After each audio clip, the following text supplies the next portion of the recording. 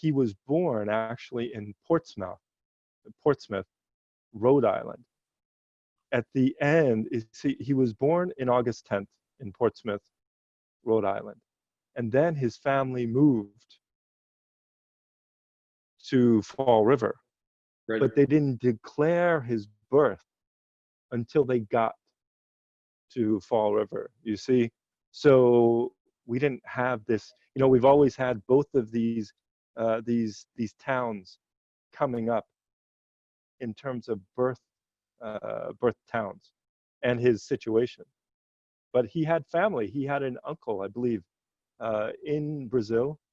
And I'm not sure if he took time out of the schedule on the way back to go and visit with family while he was there. So that's, all the others were, they might have been Slovakian, Italian, but a lot of them had Scottish descendants. So, so that was a very big plus. I believe it was seen as a problem in 1930, but it was anymore from 34 on. No, so yeah, but the rules changed. You see, it was stipulated for eligibility rules that a player can only play for one nation based on his nationality. And with those with dual nationality, you had to choose one or the other. So, in terms of playing for a national team. But then with the 1934 World Cup, if we take the case of Argentinians and Monti and the Orondo, then that is, in fact, the Italians changed the rules before the World Cup to allow descendants of families. You see, because Monti had come over in 1932. He was already there playing for Italy. So he was playing for professional teams. I think he played for Juventus or from 1932 up until the 34 World Cup. And so that's if the rules from 1930 stayed in 1934, then he should have been stripped of this, this gold or this gold medal, if you will. And it would put in question the eligibility of the whole Italian team about winning that championship because they had ineligible players. But in fact, that's not the case, because we had this debate about 2 months ago. There were a number of people who had been putting up information about the ineligibility of Monti, and and it made sense. It made a lot of sense. So I went directly to FIFA and asked them, about the eligibility rule differences between 1930 and 1934, and that's when they showed and talked about the the differences that were made by the by ALF and agreed upon with FIFA, and then by the Italian Federation and FIFA as well. So, well, even so, Italy broke the rules in 1934 because Monti was there for 2 years, but Orsi wasn't. He was there for 9 months. He's Argentine as well, and he played the last years. Yeah. But he had, I assume he had Italian. He had he had been nationalized, right? Yeah.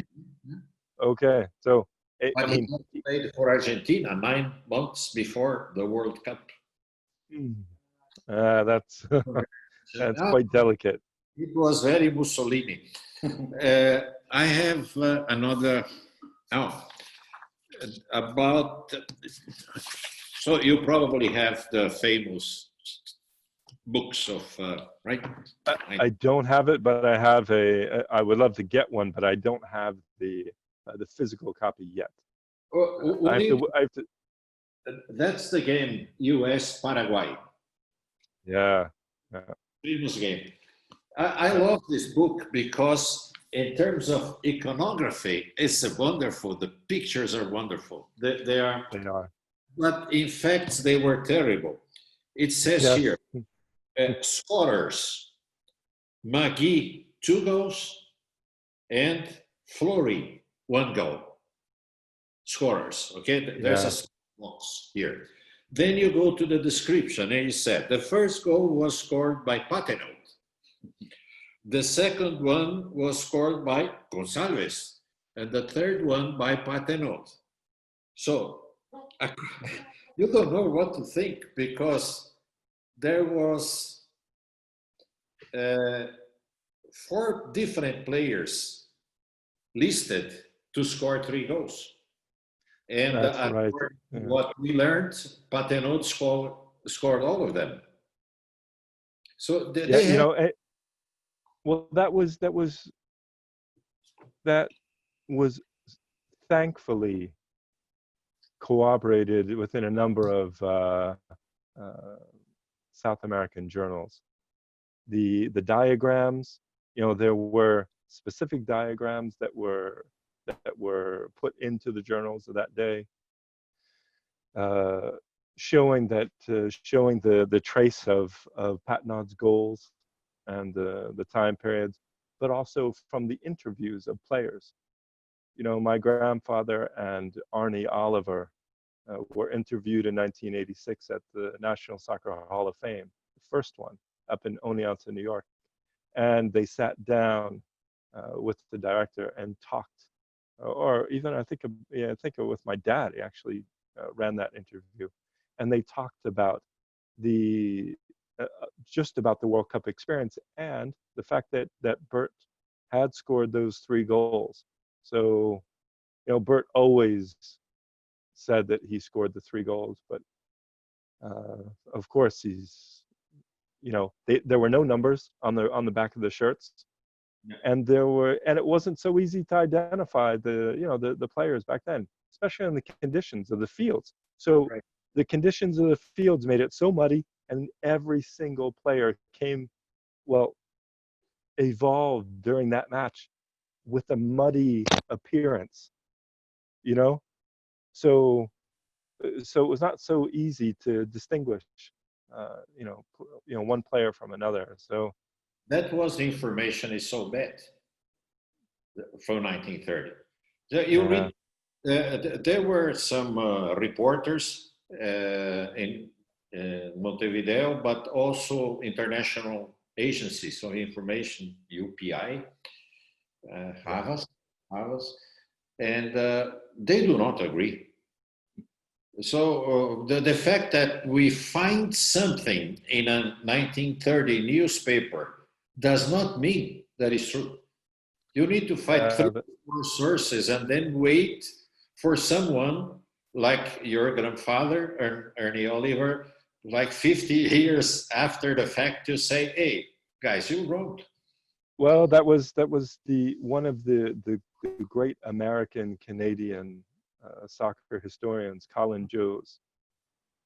He was in this very select group. This was the SASH 1, version 1, if you will. They, with Sam Folds, it was really they were the keepers of of everything historical.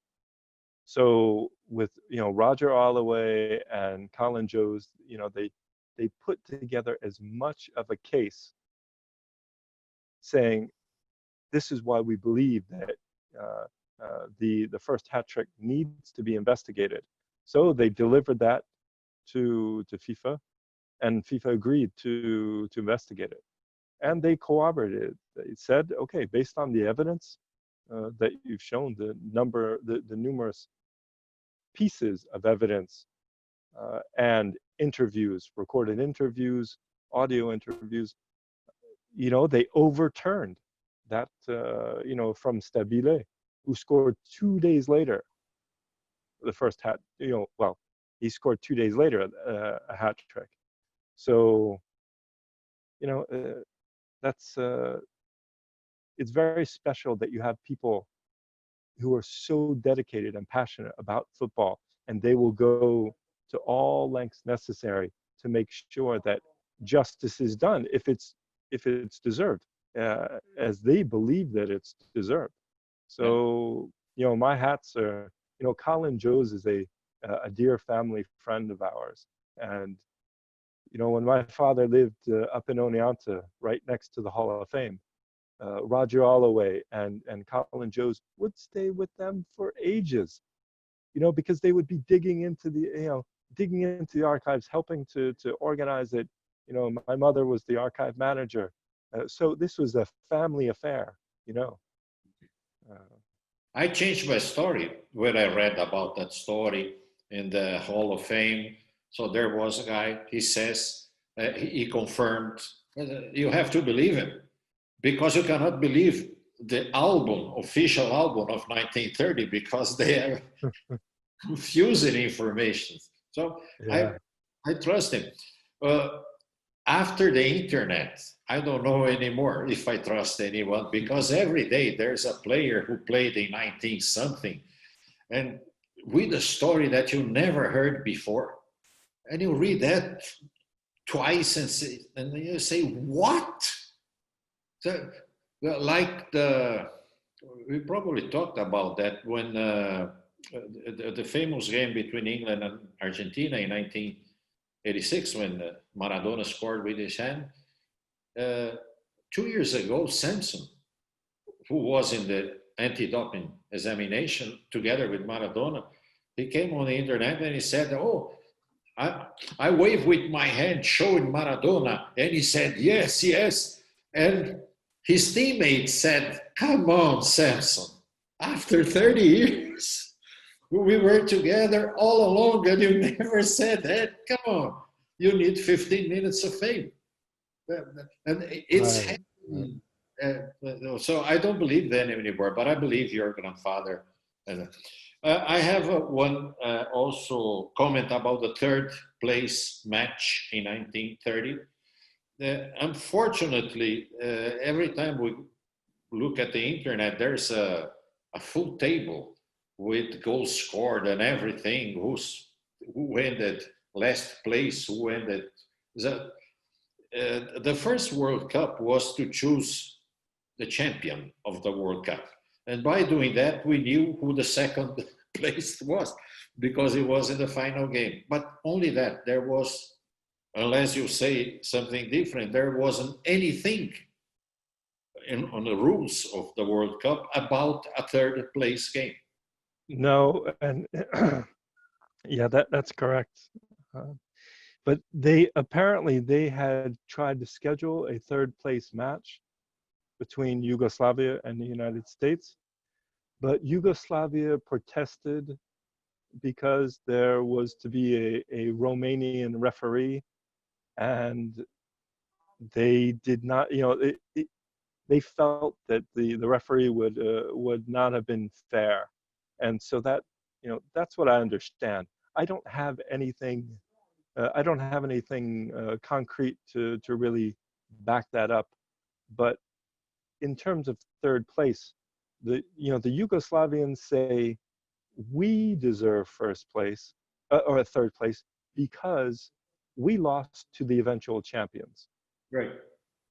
But if you go on just by goal advantage and win-loss statistics, Yugoslavia and the US lost in the semifinals equal, 6-1, 6-1. They won by bigger scores, and we had 2 clean sheets, 3-0 and 3-0. But with my grandfather scoring in the semifinal in the 89th minute, that one goal put us above Yugoslavia in the table just by goal differential. You see? So so from a statistical standpoint,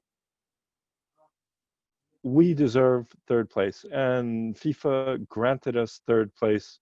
In the 1980s, I believe, they established that we were the third place, bronze medal, or Yeah. but most Eastern Europeans and Yugoslavian, Serbian lovers of football from 1930 say that they deserved third place because of losing to Uruguay. Right. You see. My point, it was not on the rules. So yeah, it was not in the rules, but they attempted to. Whatever each one says is valid. You can use any format you want, but Yeah. it's not on the rule. I use the statistical format for me. Yeah, that's correct. But I didn't read yeah, because we win that way. Losing to the Oh, champions. sure. I will say that Brazil was fourth. One thing that is happening is that as researchers, we go back and try to find information, valid information. The other thing that I wasn't expecting until 10 years ago is that we have to go through the internet, to the Wikipedia or something, and realize that they are giving wrong information. In football, it's terrible. It's terrible. It is. And you have to correct modern information about ancient things. There's, for example, 1958. Who was elected the best player in the 1958 World Cup? Answer: nobody. Nobody. FIFA didn't elect anyone as best player or anything. So whoever is cited was not the best player. Oh, there was a newspaper in Sweden. Okay. There was a newspaper probably someplace else who elected another one. So was Pelé the best player in 1958? Officially, no. And was not Didi or any other Brazilian player. So the French believe it was one French guy at least, because they had 3 or 4 very, very good. Well, when I write, I try to go through the Wikipedia or other sources, read, go back to the old papers, compare the two things, and try to find out exactly when people invented something that was taken from that time as the whole truth. That's right. Well, I have so much respect for the work that you're doing, and the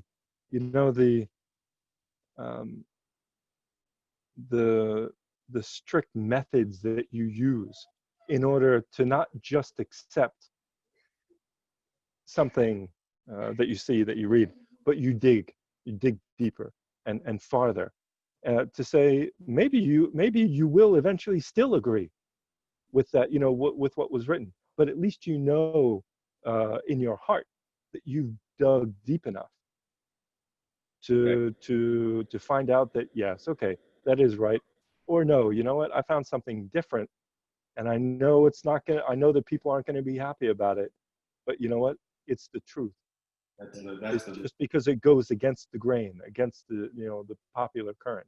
I should make a little disclaimer here. You say you have that copy of my father's book. I guarantee you that it's changed already. If you find any information there that you think is wrong, he's probably corrected it already. Because it is, we stopped counting how many versions, 1.1, 1.2. It's just, every time he sits down to read, you change a little date or something like that. Yeah. It's always ongoing. It's an ongoing process. Definitely. Yeah. And detective work too, because like we said, you have to filter out the biases. You have to understand, what the history was, and not just say, oh, there's 2 federations talking to each other. That never happens. Right. Something bigger is always happening. So so whatever we said, if there's something that needs to be corrected, we always enjoy being corrected. This is an absolute truth. We're not going to feel bad because you said, 78th minute when it with the 80th. It doesn't matter. We appreciate it. So, the thing, in the group, I'm part of our researchers. I made some presentations about things I found, and one of them was that in 1938 World Cup, one Brazilian guy, Leonidas, in a game where Brazil won against Poland 6-5, he scored a goal without boots. He didn't have a boot. Right. I heard about this. Barefoot. Well, I found out that was crap. They didn't do it. So I went through newspapers, international newspapers, Swiss newspapers. The Sport in Switzerland is great from Zurich. That's neutral to the bones. So you go there, and they were there in 38, and there are archives in Zurich. Well, so I made a presentation, and someone raised their hand and said, hey, the problem is Leonidas. We have an interview in tape with Leonidas, who became a commentator for football. And he says on the tape that he scored a goal without boots. And I said, what? What? So he didn't. And so he incorporated the story because the story was good. And the famous Newton Santos, who played for Brazil, there's 2 or 3 stories about him as well. And one day, one reporter said, Newton, you know that is true, and you are repeating the same story over and over again. And he says, that's what people want to hear. Yeah. If I tell the other story, it's not fun. It's not glorious. Right. Yeah. And we like in Brazil, I don't know, I think that's worldwide. We like to be glorious, to make things that nobody did. And before videotape, that was probably, it's your choice. If you say that the guy dribbled 10 adversaries in a row, but he was there, I wasn't there, that's probably true. Yeah. It's very difficult to filter, and what you were doing, talking to people from all over the world. There's someone in Serbia probably that will find a Serbian newspaper from 1930 and reveal things that we cannot find on the internet. Exactly. Yeah. My father said to me, he said, don't let the truth get in the way of a good story. He just said, listen, and the greatest example of that is in the first game against Belgium, when Patnod scored the 3rd goal just at the end. My grandfather made a beautiful run down the right side, brought it in, caught the goalie off his line, saw him coming out, and he lobbed it over to Patnod, who just tapped it right in for an easy goal, And then my dad was talking to my grandfather, and he said, yeah, I'm so impressed. The manager of the U.S. team back then said that this was probably one of the most beautiful plays that he had seen in the whole World Cup. That's what he wrote in his manager's report. And my grandfather said, he said, who are you kidding? He said, I was trying to score, and I missed it. Yeah. So that's it just became one of the most beautiful plays of the World Cup. But in fact, he wanted to score. So don't let him tell anybody that, right? Just that's okay. the point. I'll edit this part out. Right? Yeah.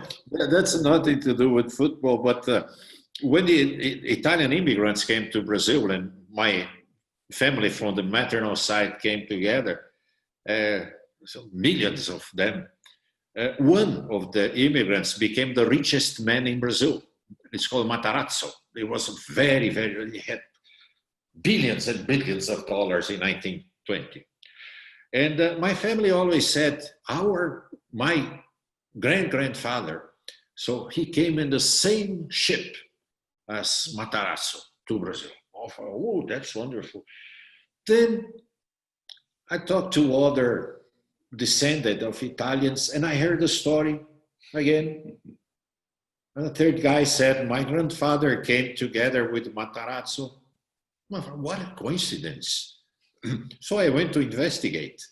And I found out that my grandfather arrived in Brazil 8 years before Matarazzo. And I presented my findings in a family reunion. And my aunts became very, very angry. And one of them said, do you know what you did? You ruined the best story this family had to tell. We're doing that with football. But that's the beauty of it, you know. It's just, and that's the desire, you know. It's the passion. It's the, he said, no, I wanted to score, you know, and that was the idea of, you take a chance whenever you feel that, you know, you strike when the irons are hot, you know, and that's it. He thought he had a chance because he saw the goalie coming off the line. So, yeah, okay, he mishit it, and because the field was horrible. So that can be, you know, that can be understood. But I just love the fact that it's one of the most beautiful plays of the World Cup, you know. So, gentlemen, thank you so much. It is always, always a pleasure to speak with you. I look forward to working with you on future collaborations, because I know that we're going to be doing some great things together with your society, with SASH, and I think we've got some really, really great things that we can have a good fusion together, you know, in terms of methodologies. You know, a lot of the people in SASH are professors, and some are now, you know, they're professional researchers, and they're very highly regarded journalists. So I think that both societies will be able to learn from each other, and see how we can coordinate workshops, training methods, everything. So that's something I really look forward to keeping in touch with you about. Thank you so much, Max and Renato, for taking this glorious what is it, 1 hour and 46 minutes Wow. of conversation. Yeah. And I could go for hours, but there's a lot of editing to do in order to dress it up. There are lots of things that I didn't talk about here. We only mentioned 2 or 3 things. Yeah. We thank you very much. That's for us. There's an opportunity to learn new things that Yes. perhaps I'm repeating on my books, and they're wrong, because until now nobody said what the truth was. And if you are talking to people from France and Belgium and every country, that Romania that participated in the World Cup, we don't have almost anything about Romania in the World Cup. Yeah, that's right. So it's really a great opportunity to really get to know deep down inside each country, and how they became to be, and how they presented themselves at the World Cup, and then afterwards. So it's a very wonderful opportunity, and we're working on some bigger projects afterwards to bring all of these historians together. Right. And you know, and that's at the origin of wanting to create this 1930 World Cup conference that we'll have in March 2021.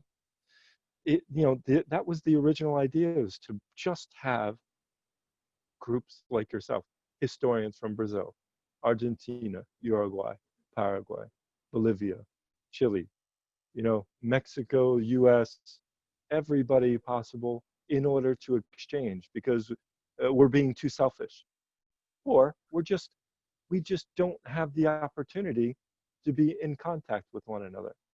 So that is exactly what I want to do. As Jules Rimet said, with the idea of football and the World Cup, it's a federator. This is my opportunity to see football as a federator between all of our societies, no matter where, so that we can have a great exchange. And it doesn't just have to be 1930 World Cup. It can expand all the way to today, Oh, yeah.